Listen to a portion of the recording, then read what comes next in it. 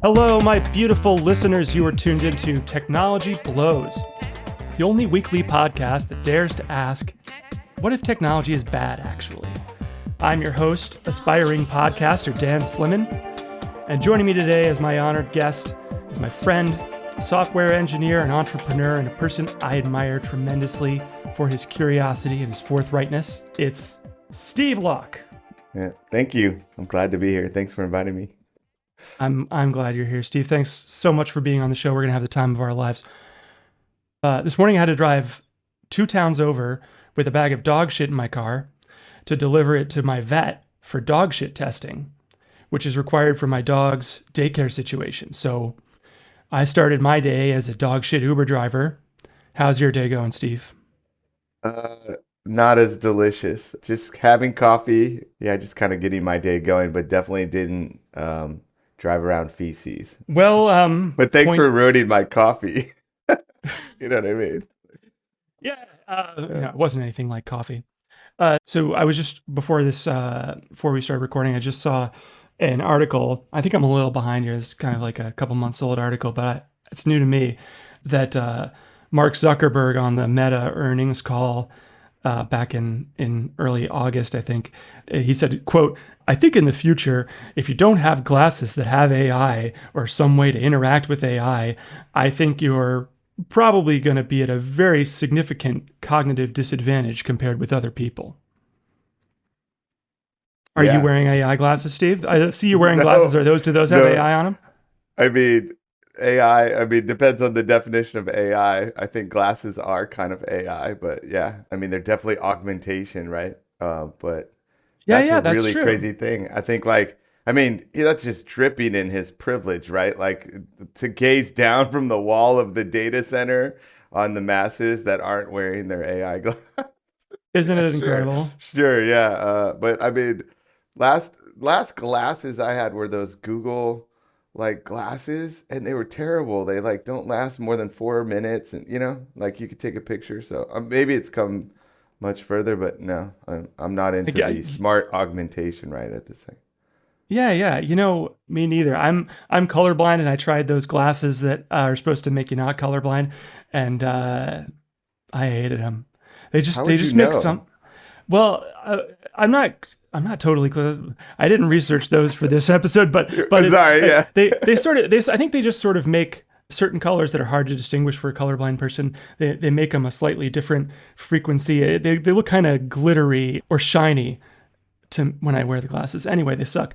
I think these AI glasses are. I bet Mark Zuckerberg really believes in these things because like day to day in his life, Mark Zuckerberg has unfathomable power by virtue of his access to capital, right? But in a one-on-one conversation with somebody, trying to convince somebody of something or talking about ideas, he's just a man, right? So he can be made to feel ignorant or small by somebody, and he resents that. So he probably believes that these glasses will be the thing that finally allows him to carry that power of his overwhelming capital into the domain of interpersonal relations.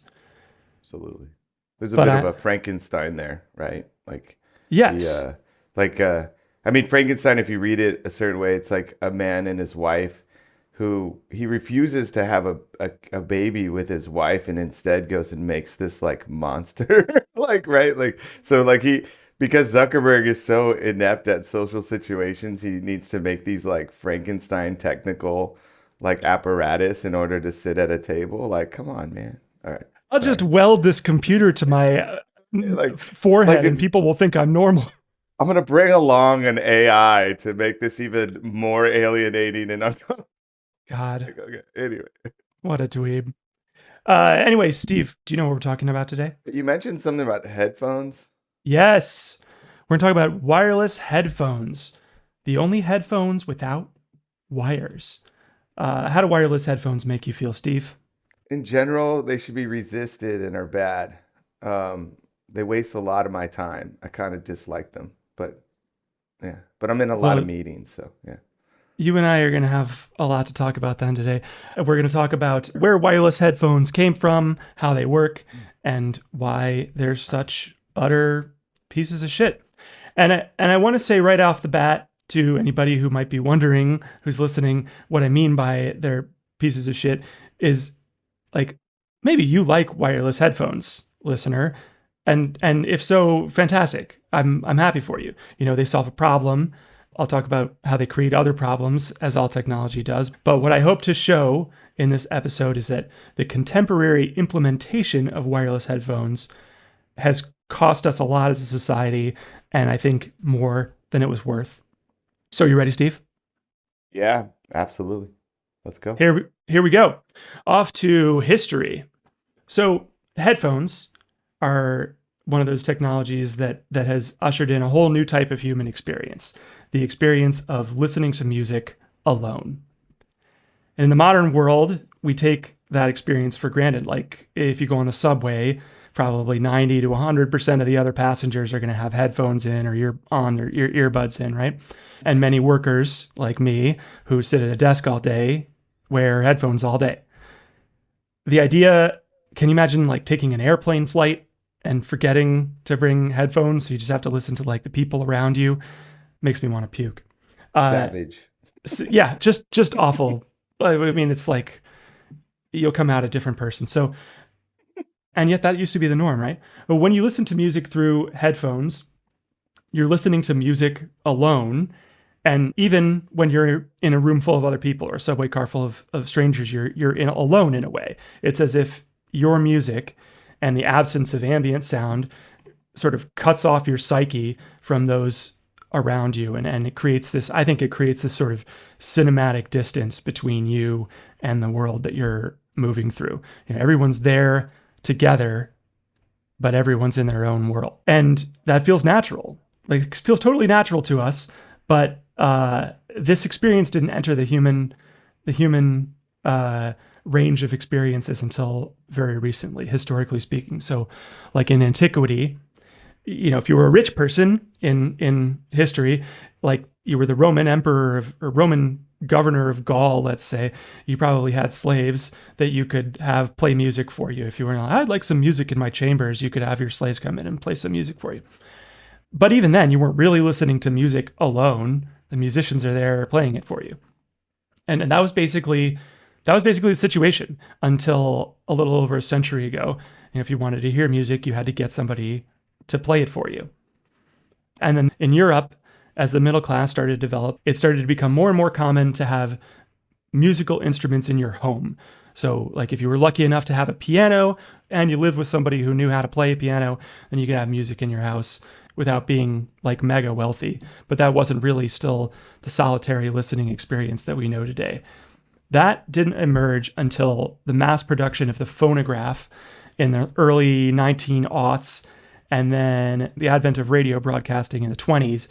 And it really became possible to listen to music by yourself. You could be alone in your home with the radio on. So here we are at the 1920s, and humanity has just invented listening to music by oneself.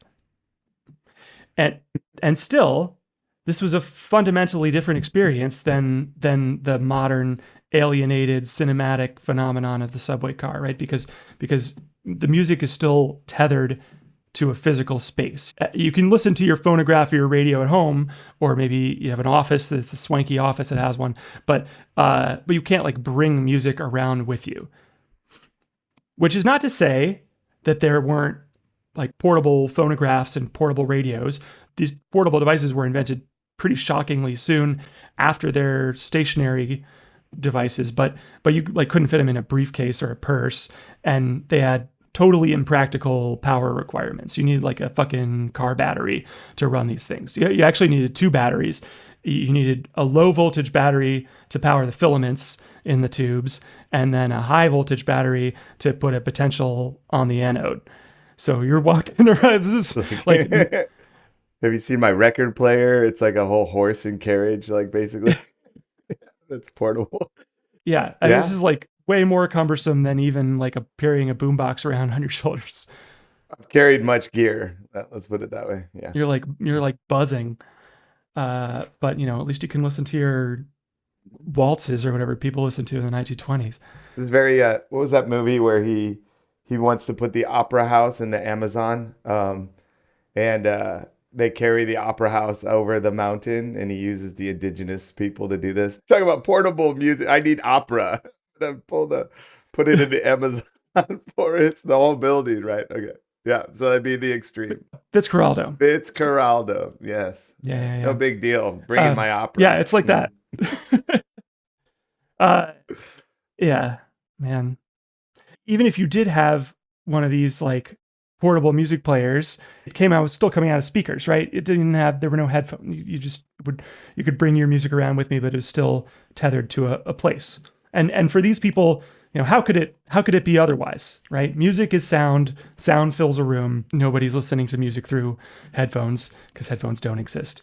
Eventually, this paradigm gets shattered, and music gets disentangled from physical space and brought into the domain of the individual mind through the innovation that was already on its way in the 1920s. So the very first headphones had nothing to do with music. They were an entirely practical invention devised to solve the practical problem of telephone fatigue. So, telephones start to become essential for commerce. You have classes of professionals who spend hours of each day on the telephone, receptionists, telephone operators, police dispatchers, those kinds of jobs. And if you've ever watched old TV shows on like Nick at Night or period pieces about the early 1900s, the early telephones were, you had to hold up this metal cone to your ear and hold up this like stick that you talk into. Very cumbersome. You don't want to be doing that all day. You can't use your hands to do anything else. And then also you get problems like what we call today things like RSI or carpal tunnel syndrome. But of course, back in the 20s, they probably called them like feebleness of the constitution. That's why everyone was thinner then, is that the phone was like almost like a 2-pound barbell, right? Like, and everyone That's right. was getting a good people were workout. jacked. That's why, yeah, they were jacked. Especially the phone one arm operators was jacked. holding it. Yeah. So the first headphones were basically just a telephone receiver and a microphone, but you could mount them on your shoulders with a little collar device, kind of like a backpack. So you're wearing this like propped up little arrangement of telephone equipment near your head. So, good news, phone girls. Now you can have your hands free to do more work while you're talking on the telephone. And also, apparently, while you're using this thing, the components heat up and eventually start to burn your skin if you use them for too long. Yeah. Fucking nightmare. Technology again, like there to help the labor do more. Oh, thanks. Thanks for inventing this, Thomas Edison. Plus the burns. Yeah. This is great. This backpack that burns me. Yeah, come for the phone, stay for the burns. So I think we can say confidently that the 1880s implementation of headphones, not the optimal implementation of headphones. Yeah. They got better. In 1891, we get the first patent for earbuds. This is from a Frenchman named Ernest Mercadier. I read these. I read the patent for these. It's pretty cool. He called his device the bi-telephone because it had two telephone receivers, one for each ear.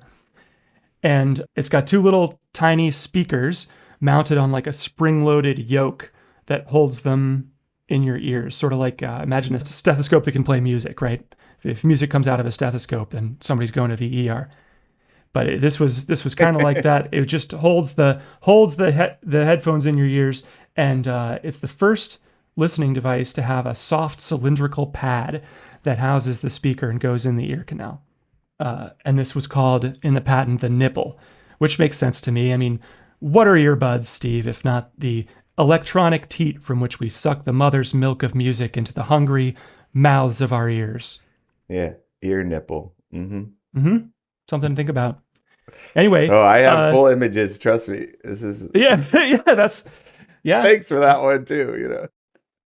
That's why I only use earbuds. It's more natural. In 1910, headphones took an enormous step toward what they are today, what we would call headphones. And that was thanks to a man named Nathaniel Baldwin, who I'm going to talk about kind of at length because he's a really interesting guy. So Nathaniel Baldwin was born in 1878 in the territory, not yet state, of Utah, to, you guessed it, a Mormon family. And he was the son of his father's second wife. I don't mean that his father divorced his first wife and remarried and then had Nathaniel. I mean his father was a polygamist. And I'm guessing to infer from Nathaniel's later life that his dad was not just one of these casual Sunday morning polygamists, you know what I mean, who's like all about polygamy when you ask him about it in the church locker room. Like, oh yeah, man, I just got a fourth wife, Jabitha. I've got so many wives now. I'm gonna have to convert my attic into a wife cave. But then he goes home to his one wife that he loves with all his heart, like a fucking chump. Anyway, Nathaniel's a smart kid. He does well in school. He builds his own bicycle as a child. He builds a steam engine, which is pretty awesome. I mostly picked my nose and played Final Fantasy as a kid. Steam engine. Wow. Yeah, good for him. I looked at the first thing I did as an engineer kind of is like looked at the source code of the game that came with MS-DOS where you were gorillas and you could throw exploding bananas at each other. Tried to figure out how that worked. Yeah. I mean, playing with trains is like normal, but he like made the train. That's yeah. Yeah, he just built a train. I like the part where we build the engine. Yeah. Mm. Yeah. It's pretty, I could Cool. I get into that. He's going okay. He's doing okay for now. Let's see, where were we? So in 1890, this will be important soon. So in 1890, the Church of Latter-day Saints, the Mormon Church, ends the practice of polygamy. They published this thing called the Manifesto that ended the practice of polygamy within the church. And I think Utah was being pressured because they wanted to become a state, and the federal government was like, "Come on, guys, you can't be a state if you're doing polygamy. You got to stop doing polygamy." So, I mean, they fought. That's the thing. It's like the Red Cloud and the Mormons are the only ones that really beat the U.S. Army on our own land or whatever. So, yeah, that was a big deal. So say what you want about the Mormons. They're industrious, and you don't want to be against a whole bunch of them. No, do not. So Nathaniel goes to Stanford, and he teaches. He gets an electrical engineering degree, and he comes back to Utah to teach at Brigham Young, which is a Mormon institution. He teaches physics and theology. Heady combination there. Interesting. Yeah, interesting. So in 1905, I haven't been able to find out exactly how long he'd been teaching at BYU by 1905, but it can't have been very long because he was only 27 years old by this time. And a professor friend of his pulls him aside and tells him, "Hey man, listen, a bunch of us are getting together to protest the church's policy on polygamy. Are you down? Can we trust you?" And he's so down, which is kind of weird because Baldwin personally only married once. I don't know. I guess he's just willing to put his career on the line for polygamy because it matters to him out of principle so much. And this is not the end of it. He's a lifelong polygamy guy, at least until, well, we'll get to that. Didn't practice. Did not marry, only ever had one wife or fewer. Like the identity principle of polygamy, like he believed in it, but it was just one. Yeah, that's what really mattered to him. All right. Anyway, he's down. He joins this protest, and he gets shit canned from Brigham Young. His friend who got him into the protest got excommunicated. He didn't get excommunicated, but he got fired. So, standing up for his principles, he's getting shit canned from Brigham Young University normally would be a big green flag in my book, but in this case it was for being too pro polygamy, so count that how you will. Anyway, after getting shit canned from BYU, he takes up a few odd jobs in engineering. He gets a job running hydroelectric dams in the middle of nowhere, so that sounds pretty nice actually. You're out in nature, you got a lot of time on your hands, nobody's trying to rope you into weird polygamy cults. Seems pretty chill.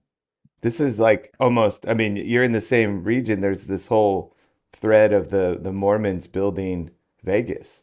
So you start saying hydroelectric in this area. This is like how it starts to connect probably some of that with Hoover Dam and all these areas, right? So Wow. that just I made me think of that. Yeah, that's interesting. I didn't know that. I'll have to Maybe look he that has up. a whole nother angle. He's actually the godfather of Vegas, right? Or something weird like I that. mean, Anyway, Vegas does have a long tradition of marrying people getting married multiple times, just usually not all at the there's same that time. too. But I mean, the founding of Vegas, I mean, there's some history there with the Mormons for sure. Interesting. They're everywhere. They keep popping up. Yeah, they're a big part. They're very American, very big part of America. Yeah.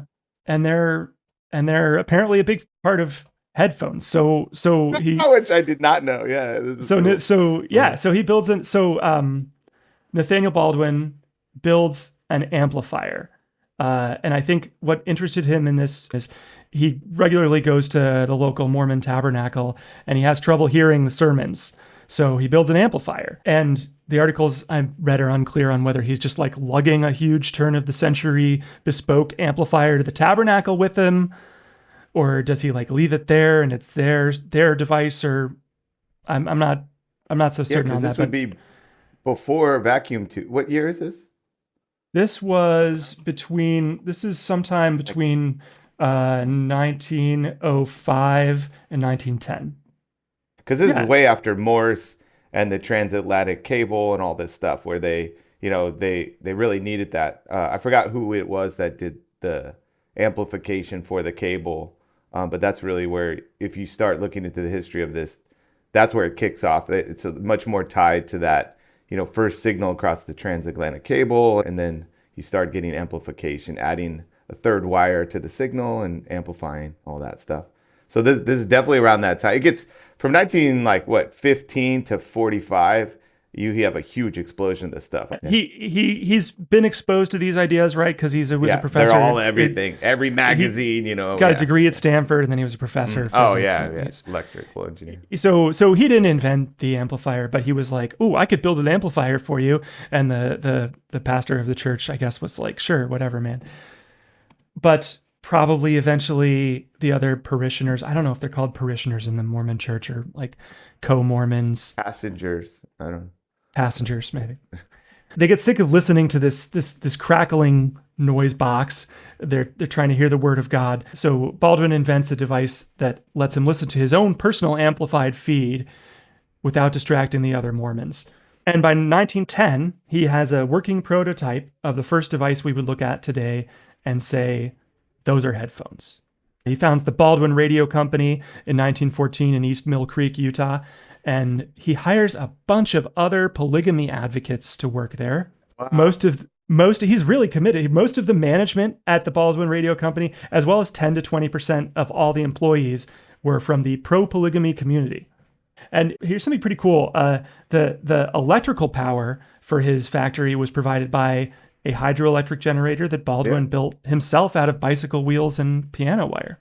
that's awesome. So he's like, yeah, renewable energy, It polygamy, is. and headphone and your own listening devices. Yeah, he's really got that kind of brain that just like attaches really strongly to a very specific Yeah, thing and he just runs with it. It's good. It's good. I'm I, say, I admire uh, it. I have no mechanical aptitude. I could not build a hydroelectric dam. I think I would accidentally build like an unstoppable razor line death wheel that would somehow roll into Salt Lake City and kill dozens. yeah. Whoops. Anyway, And a bike out of bicycles. I mean, like or whatever. That's interesting. I yeah, mean, how else? I guess back then in Utah, they probably didn't have power. I don't know when the power grid starts to be, but it definitely moved, east to west. So he probably had no choice. And so hydro is good, to keep that going. I mean, that's how you do it. I think you it's just get funny that like we don't think of that anymore. We don't think of, oh, I'm gonna launch this new Hugging Face model. I need power for it. I mean, we are starting to think like that, but we're like hand waving a nuclear, station. But I mean, in some ways, that is the full technical object. You need the power, right? That's the whole point. absolutely. It's part of It's the not just the, ensemble. yeah, it's not just the cone that, makes it, it's not a passive, like sort of, you know, device that just sort of gradient descents the stuff to your ear. It's actually amplified. It's injecting high power. So he needs power. This makes sense. Well, he needs power. I think he needs power. Definitely needs power to manufacture the headphones. I don't think the headphones themselves draw Right. significant power, but he needs, Right. he's part of the, it's part To of the ensemble. manufacture. He Yeah, has to right. get the electricity from somewhere today. You might even have devices that require your power to be 60 hertz Right. rather than, and if you bring it to Right. France, then it doesnn't work right. Well, with the story I read was, at first he tried putting all his wives on the bikes with inverters, and that didn't work, so he had to use the water because they complained too much. So That's a great strategy. yeah, Um, they that's, revolted and broke the bikes, and then he had to take the parts and make the hydro. oh, my wives Uh, are on strike, guys. yeah, they went on strike. Like, fuck these bicycles. Like, find power some other way. Yeah. So Baldwin's headphone design was quite good for its time. It featured two padded ear cups, and that was new. So I guess he was the first person to be like, "Hey, people don't seem to be wearing these things. Could it be because of these jagged, cold metal pieces that press right up against your earlobes?" So great call on the pads. This is also the Better first than the time. nipple. Like, I mean, better I than don't know. they're Mormons. They probably didn't like this nipple talk, so they had to do Yeah, that's cups, true. right? Yeah, cover that up. Cover that up with a cup.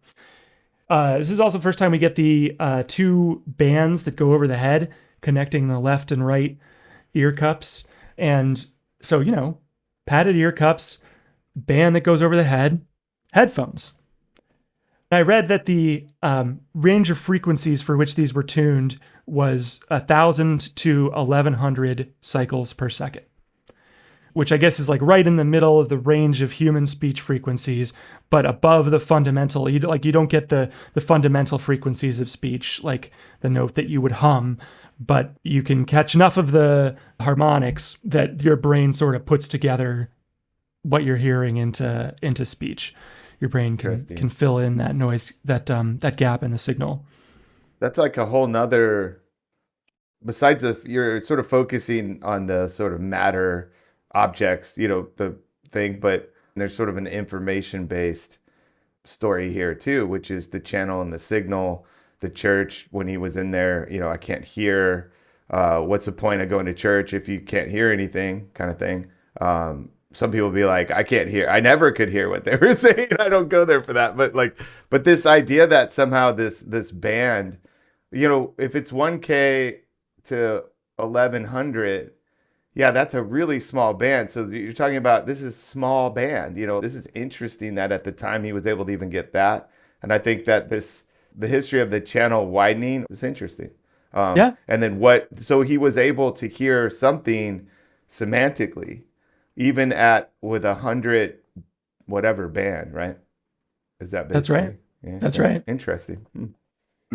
Well, the smaller you make the band, the more constraints you're putting on the form that the signal has to take, right? So the more noise you can, the Yeah, the more noise. signal Yeah. you can get out Oh, of it. yeah. I mean, there's also really good bands that are just one person, like Trent Reznor, right? Like, this is like one Absolutely. person band. Those are good bands too. Yeah. The narrower the band, the more music you The less can get out of it. BS you have to deal with. So the Baldwin Radio Company goes bankrupt shortly after getting an order from the U.S. Navy for a bunch of these headphones that they run into cash flow issues trying to manufacture those. And one of the main contributing factors to these cash flow issues is that Baldwin makes a series of really bad investments, like wildly bad investments. For example, he finances the construction of a 12-unit housing development in the town called, you want to guess what Nathaniel Baldwin's housing development that he built was called? I have no It was idea. called Good. Polygamy Alley. Uh, Is it still there? It's just I P I Alley tried now. checking. I tried finding it, but I couldn't find for the actual address in any of the It's documents. incredible. Wow. Yeah, it's incredible to be such a one-issue guy. This guy could stay on message. Yeah, he's And all about it. Yeah. as all men who are terrible investors do, Baldwin also spent a shitload of money on a mine upstate that turned out to be completely worthless. Gotta buy it. Yep. You gotta start a housing Amen. development. Yeah. You gotta buy a shitty mine. hmm So you get the impression from reading about this guy that he was just a born mark. Like if he were alive today, he would be sending $5,000 a month to a deep fake Brazilian Instagram model. You know, he'd have cases of Yeah. ivermectin buried in his backyard. He's got like 16 wives, but 7 of them are just catfish, right? Like, Yeah. yeah, Yeah. it's like, isn't Oh that kind of what God. Facebook is? This is like, uh, we should That's a not think call it piece. social network, just call it polygamy online. You got But a think piece anyway, right there, Steve. uh, hmm. He gets convicted of mail fraud in 1930. Don't do mail fraud. It's the postal inspection service does not fuck around. There's so many crimes to do. You can do trespassing's fun, vandalism, insurance fraud, even don't do mail fraud. You fucking get caught. What a So sucker, kind of. Is that what you're he's a saying? real Just sucker. kind of a sucker, yeah. He's a real Yeah. sucker. Yeah. And he spent 2 years in prison for mail Whoa, fraud. Yeah. wow. And his, In by all Utah accounts, prison, he's like just, state or federal? Like that's a I don't federal know what prison he prison. was. That's a good, I should have No, looked that mail up. fraud, it has to be federal prison. I think it would be federal Wow. prison. Yeah. But you know, I don't have that, I don't have that data in front of me. But you know, 2 years in prison, that's not, it didn't do so good for Nathaniel Baldwin. And by all accounts, he was just broken by this. And he never, you know, he died at the age of 82 in 1961, and he never really recaptured his earlier success. So weird, sad story, Nathaniel Baldwin. But he gave us headphones, which, you know, good for him. This is the patent. So like basically, did he patent those? The straps and the cups? Uh, I, I mean, I assume I don't know if I assume he must have patented them Or he's because just the known for being Navy, that, yeah. Hmm. the Navy gave him a big order for it. I Okay. assume they would want to see that he had a patent, but he had a good design. He just, you know, kept buying bad mines and Yeah. building polygamy houses, so it didn't work It out. happens. Yeah, it Yep, happens. happens to the best of us. Yeah, there's many startups have had that same problem, polygamy houses and mines. It's like, That's right. That's right. Yeah, I hear there was a big slump in Atlassian a couple of years ago, a couple of years back, because those Australian guys built a whole polygamy city in Australia. I meant So, more like the mines. Like I think the Bitcoin mines is now oh, where the oh, mines are. So what's even oh, funnier is like the mines are now also on the computer. So like same thing, and they're same suckers, same even mines. worse The polygamy is returns. the social network, and the mines are Bitcoin. Sure, we've just moved it forward, but there's always suckers, right? Yeah, Maybe it just takes a certain guy to be an inventor.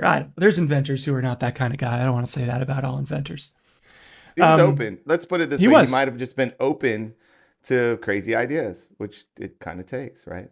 Yeah, that's right. You got to be a little open to crazy ideas. So anyway, headphones didn't really evolve much through the 20s and 30s and 40s, and then in 1958, John C. Koss and his business partner built a portable stereo phonograph, the Koss Model 390, which was built as a private listening station because you could plug headphones into it and listen privately. What headphones though, right? You can't sell it if there's no headphones for anybody to plug into them. So they had to invent their own headphones. So it was reported by a New York Times obituary for Koss.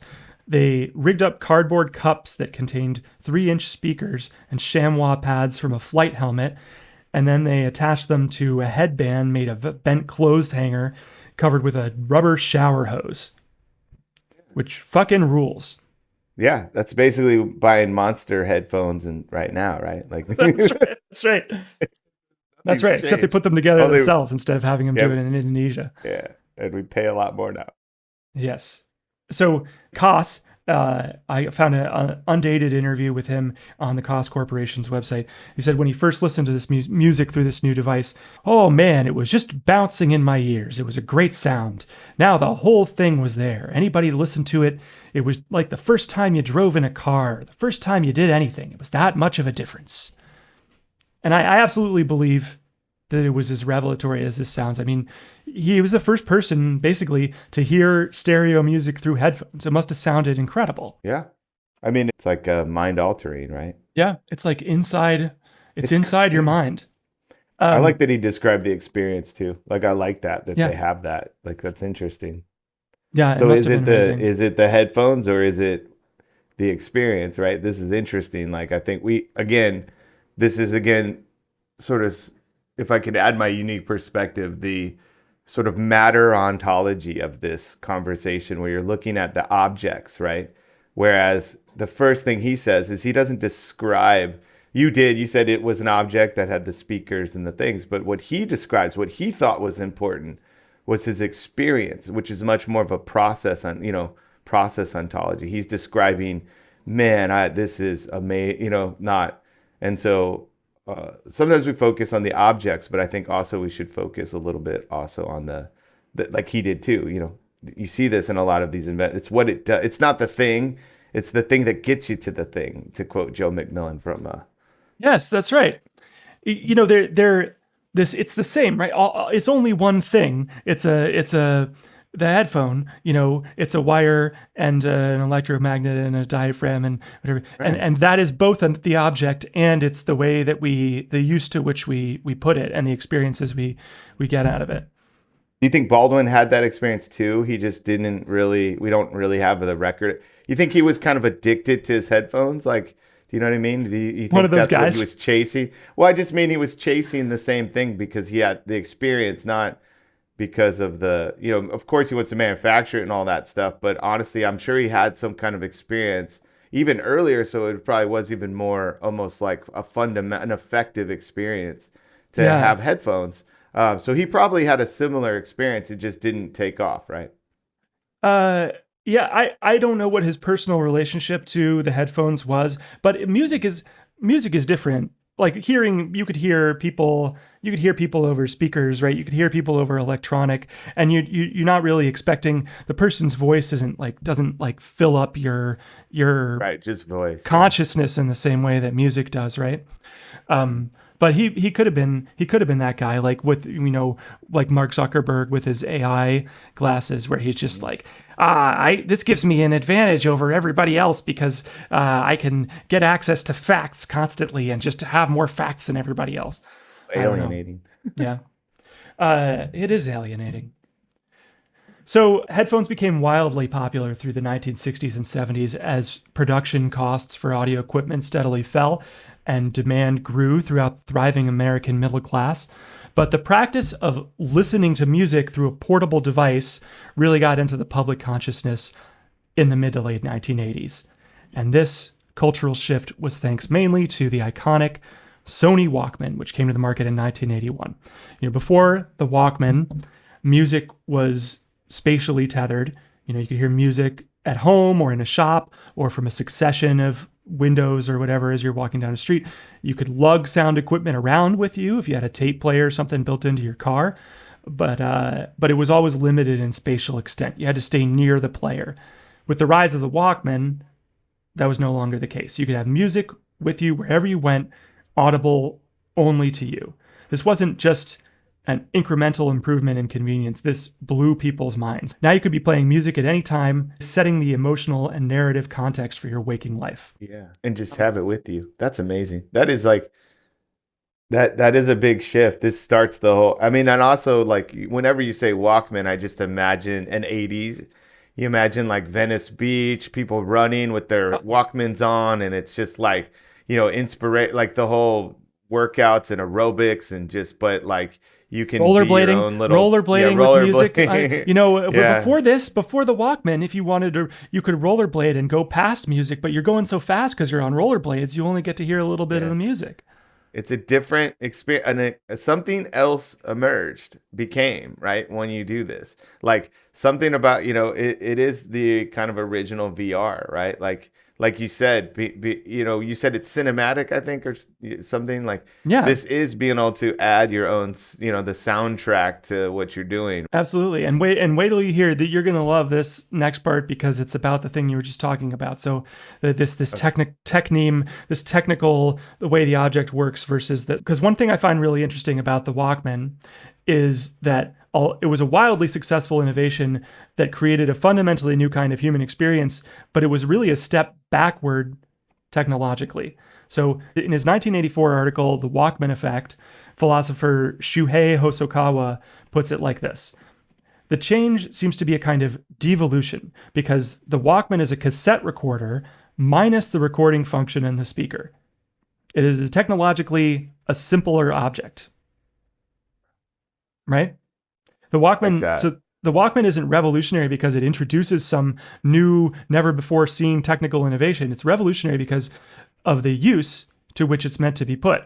According to the president of Sony, the idea of reducing the functionality of their existing cassette recorder was disliked intensely by the technical department because of its regressiveness. Hosokawa says the engineers were exclusively occupied with the techneme level of the object, what it represents technically, and the president with the praxeme level, or what it represents for human experience and human ability. They were irate, probably. Like, this is incredible to say that they made it a one-way street, right? This is not a communication device both ways. But that's also the thing. Like, why you can roller skate down Venice Beach is because you're not putting anything into it. It's only playing, right? And That's there's right. a lot to this. This is almost, you could say, into that product thing where product becomes differentiated from technology or R&D or just the technical part. Product is that like sizzle that they weren't expecting. Absolutely. This is something we're blind to as engineers. I think, well, a lot of engineers are sort of blind. This thing with the engineers being obsessed with like making it more technologically Features, right? concrete, Mm-hmm. right? It sounds very familiar to me, having worked among engineers for 20 years of my life. We often lose sight of the praxis of the thing we're building because we're so wrapped up in how to build that thing. Right. And if you don't think about that, then you end up with a tropical island full of bloodthirsty velociraptor clones, right? The sinking ship with too many guns on it. There's so many guns Yes. that the ship sank. What were we trying to do again? Maybe a fast ship with one gun would have been better, right? Like, Maybe I'll do a Vasa episode one of these days. So if you're interested in that, I recommend reading that article, The Walkman Effect from 1984. It's really fascinating. Sounds awesome. Yeah. I love that philosopher. What was his name again? Shuhei Hosokawa. I like his perspective. Yes. Anyway, so the Walkman, huge success, right? The initial run of 30,000 units sold out in less than 3 months.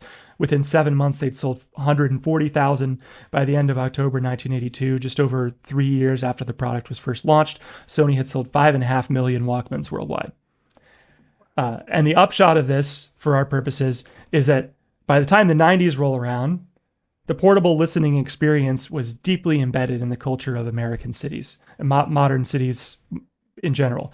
Do you have memories of I don't know how old you are, Steve. Sorry. Do you remember No, I mean, so like in the 90s, going down, I was, when I was like 18, 19, I'd moved to New York, and going down to Canal Street, like, was just stocked with all the coolest Walkmans that you couldn't get anywhere. I grew up in Missouri, so you couldn't get these kinds of things, right? And then you were not in New York without a Walkman and a pager, right? Like, this was the thing. Like, but I had multiple devices and multiple headphones, and this is when you're just looking at walls of headphones that are all for these kinds of, that was the wall of headphones was there because of the Walkman, right? This is it. But yeah, I that period was very real for me.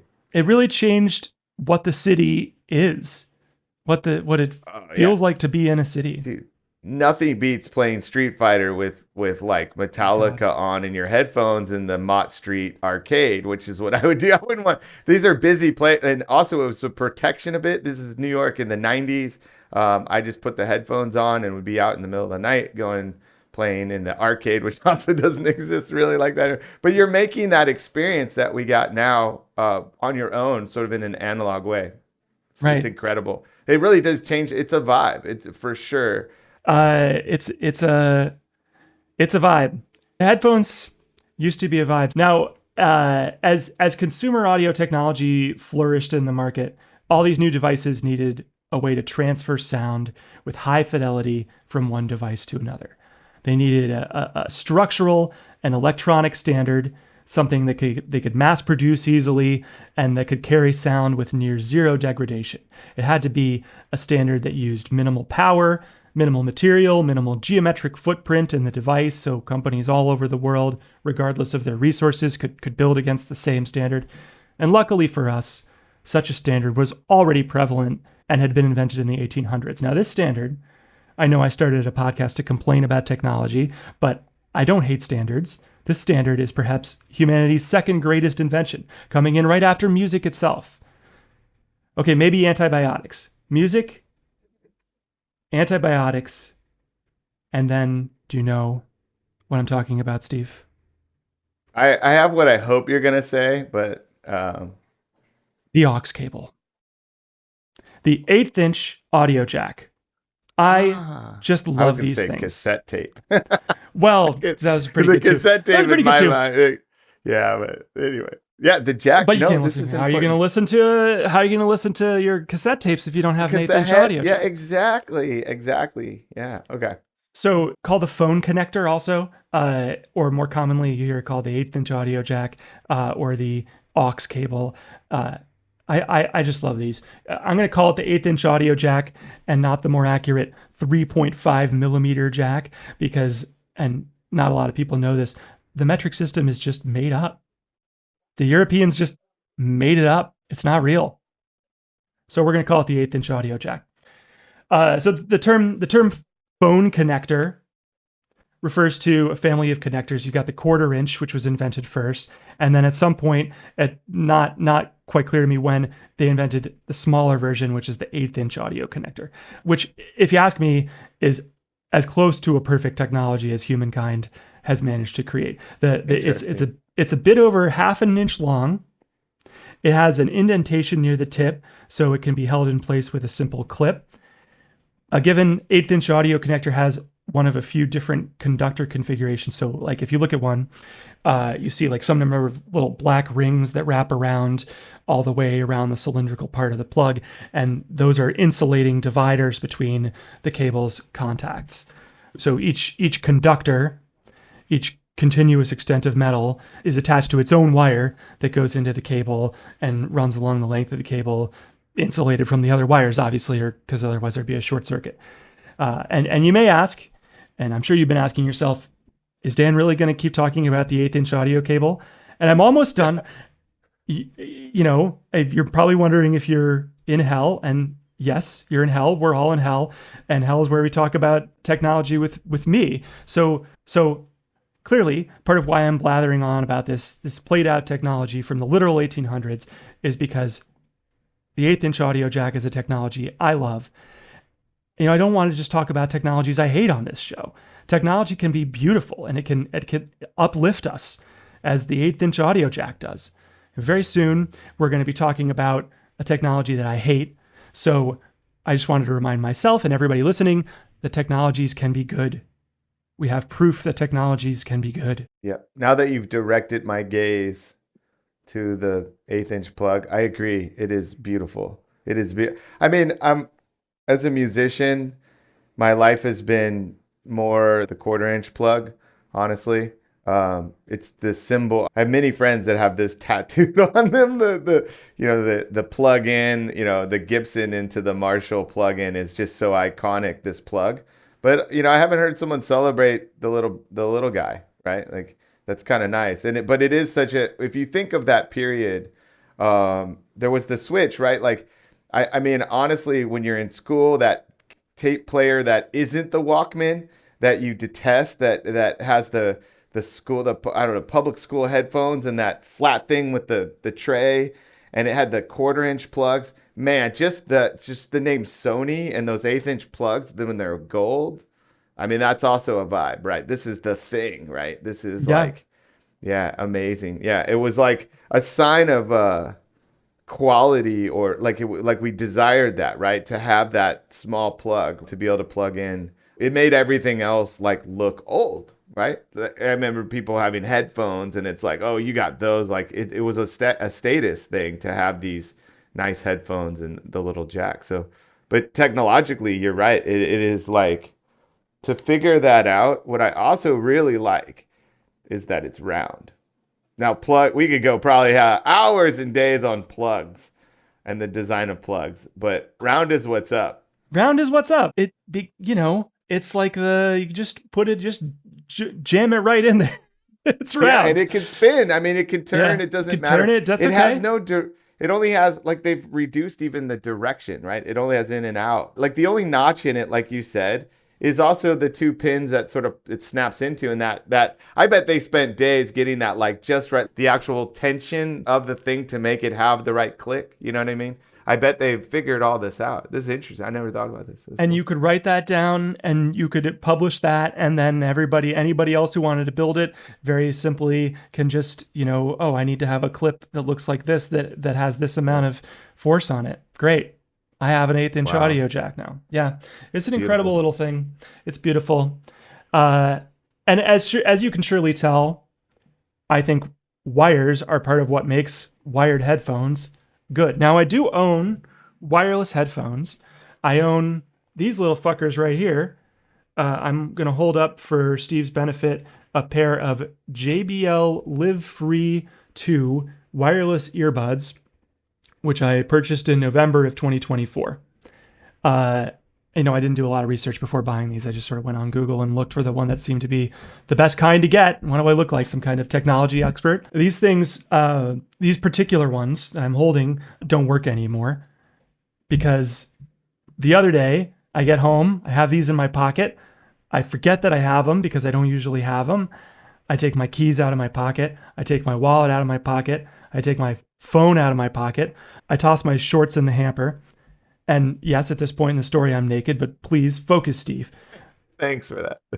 Point is, my earbuds went through the washer and the dryer. So instead of living free, as their model name implies, they have died.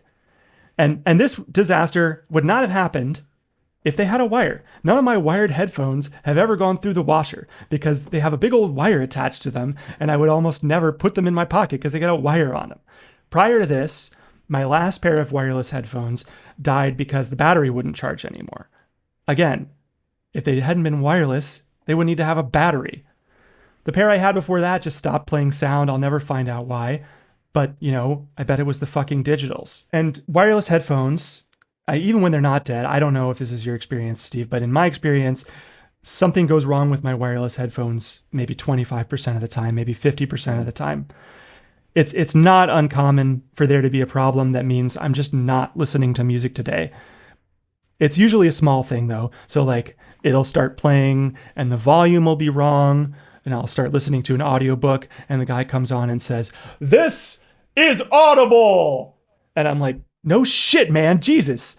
Or I realize like my demented like experimental noise track is coming out of my wife's car speakers while she's driving her kid to school or something. That's the best. It's the best. It's the best. What a great invention. Sometimes I press play and nothing comes out. And a few seconds later, my phone tells me that it can't connect to the headphones that I just had connected to them half an hour ago. And now I have to go back through the goddamn Bluetooth discovery workflow. When all I was trying to do was walk down the block to Dunkin' Donuts and listen to some music. And all these failure modes I've just described, where the player and the headphones get confused about who's talking to who, represent a class of problems that is inextricable from the wireless headphone concept, right? These are not just like kinks that we haven't yet worked out of the tech, and if we let Tim Cook for 5 more years, this will all be solved. Because there's no wire, the problem of deciding what device to send sound to has to be solved with software. Where before there was only a wire, now there has to be software that models this huge and diverse and in many cases highly subjective set of concerns. Think about everything the player software, like the combination of the Spotify app with the iOS. Think of everything it has to model. It has to model all the Bluetooth output devices it knows about, which can all have different capabilities, different Bluetooth versions, different encryption schemes, different settings. It has to model the presence or the absence of each output device in any given moment. It has to constantly take measurements of the background to make sure its information is up to date about what devices are available. It has to model your preferences. It has to model the user's preferences about which output device it should be talking to in what circumstances.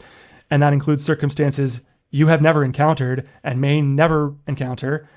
And it has to do much more. And all of this complexity, all this uncertainty makes it impossible, not just hard, impossible to specify a connectivity algorithm that consistently works for all users. This is why it should be drowned. Like, this is why did you do that on purpose? You drowned it.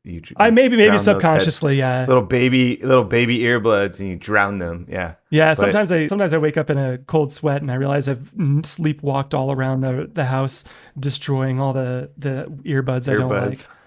You're right. There's this conversation, right? Like, it's much more clear when there's a wire, right? And then, I mean, literally, like you said, back to the gist, the robustness, the durability of wired headphones.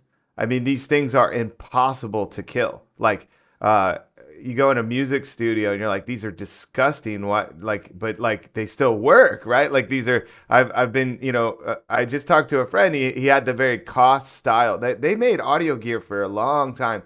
I think, if correct me if I'm wrong, but I think Koss is the iconic orange foam on the headphone, the cups. And this was the iconic sort of look, that orange foam, on the headphones. This friend of mine the other day had those. He had those on, and I go, man, you got the foamies on, right? Like, and he's like, yeah, but he's like, I had to get replacement foam because that was the thing that ripped. But the headphone itself, but the plug never failed. It's the wires, right? The wires, that thing at the end that has to twist. That poor worker died. It's true. It's true. Sometimes the headphone catches on a door. The wire catches on a door handle, and your body swings out from under your Wile E. Coyote hitting the roof of a train bridge, or it eventually the wire wears out. Right there, the ambient magnetic field never wears out. So perhaps that's a point for wireless headphones. Mm-hmm. But the presence of the wire, like you say, intrinsically creates reliability. Because it binds the user's intent, which is to listen to sound from a particular player through a particular output device, to the connection medium, which is a wire, through a self-contained physical action, namely plugging a cable into the jack. You know what I'm saying? I don't know if I agree that it's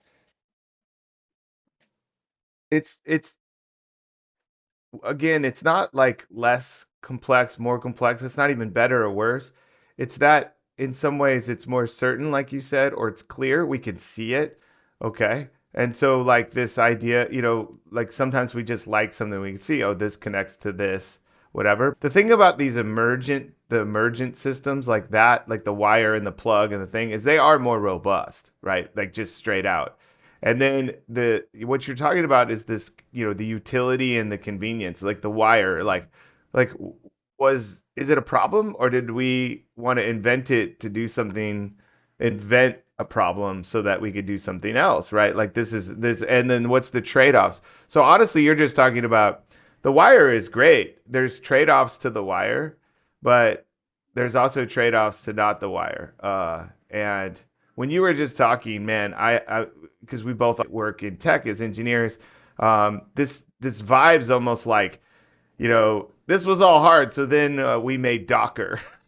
So Bluetooth and Docker are so we're going to do this whole different thing, and we have to, you know what I mean? And it's like, yeah. Now there's new trade-offs. So yeah, I know 100%, Steve. Yeah. You've predicted the rest of the arc of this episode and probably this podcast. In this society, you see a problem in something, and technology can solve it, and that problem has to get solved. And so companies will go and the economy will go way, way, way out of its fucking way into places that it has no real business being, to solve a simple problem that was not even that big a problem in the first place. What was wrong with 90s Walkman? Like, what was wrong? I think you talk to some people, not even the Walkman, the mini disc and headphones was the peak. And then they were like, we can't keep this, will never break. And it's beautiful and perfect. We got to kill it with fire because we can't sell these over and over. And, well, I mean, there's a bunch too. Also, if you go to Canal Street now, there's just no Canal Street like that. It's just gone. That's so sad. This thing that we do with the wire where we connect the headphones to the device is now done in wireless headphones with software. And as you know, as an engineer, software often has to make an educated guess about what the user wants to do. And the sites of those guesses are very often sites of bugs and failures. And that's what we see in wireless headphones every day. And it's just built into them. So long as headphones are wireless, they will always have connection glitches like these. They'll always have this quality of, jerking us out of whatever activity was at hand into the irrelevant, mind-numbing activity of troubleshooting our fucking Bluetooth. And you had mentioned this other thing, like, I really like the idea of who's in charge. Like this technical object that we circle with the player and the headphones. Who like this idea that you would think who's in charge is a mindset. Whereas maybe this is maybe it's two entities fighting to the death, never able to kill each other and become a technical symbiosis, right? Or is the player? I think we tend to think in terms of the player is the boss, right? Like in the water's flowing from the player to the headphones kind of thing. But really, like I think it's interesting. Just even if we talk about the relationship, like who's in charge. I think that's the problem with Bluetooth. Yes, but Ericsson's in charge. It's a conversation. It's very dialectical. That's a very dialectical way of putting it, which I love, Steve. I think a lot of people have trained themselves to ignore all these little technical annoyances with wireless headphones and other technologies, or we think of it as like boring to acknowledge them or talk about them, or we write them off as necessary evils. This is just the price we pay for having wireless headphones. Well, what can you do? But it serves capital for us to think that way. I don't know about inevitable.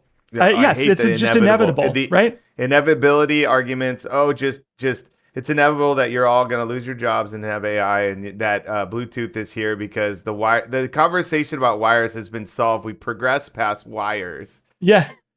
Oh, wait, so fucking stupid. Man. Yeah.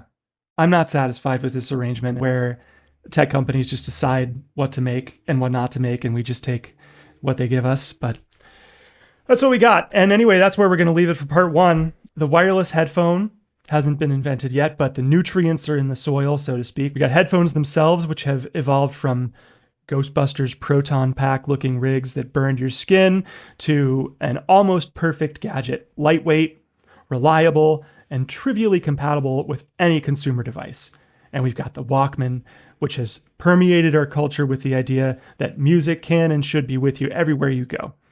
But to set the scene for wireless headphones, there's still one crucial development that we haven't touched on yet, because if headphones are to evolve beyond the need for wires, how are they going to get their signal? Tune in next week for part 2 and find out. Thank you for being my guest, Steve. Are you having a good time? This is awesome, man. You got my brain going. Thank you. That's great. Thank you for getting your brain going with me today. Do you have anything you would like to plug or tell our listeners? No, I'm good. This All is right. great. I'd plug your thing. Please listen. Check us out next week. We're going to get Yeah. better at this. This is Thanks. good. That's right. Yeah, we're going to get better. This is the worst one, folks. It's just going to get better from here. All right. Well, then until next week, this has been Technology Blows. If you're into the show, you can support us by telling your friends how great this show is and by giving us a 5-star review. So get on in there and help me keep this crazy thing going.